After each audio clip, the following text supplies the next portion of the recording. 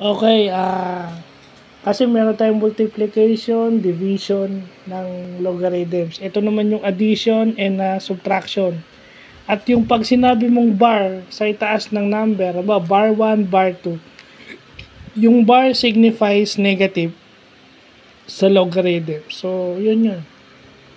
Yung negative in logarithms na lang siguro i-caption natin dito. Diba? Apply dito yung rules with regards to adding and subtracting negative numbers. So, yun. Isang rule ng math na nagagamit natin sa iba pa. So, yun. Makikita natin. Kailangan memorize natin o kabisado natin yung rule na yun. Diba? Usual addition process, usual subtraction process, pero applied yung rules ng adding and subtracting negative numbers. So, yun. Yun yung ginagawa natin ngayon. So, mathematical math interlude in a Saturday. So, yun lang pa.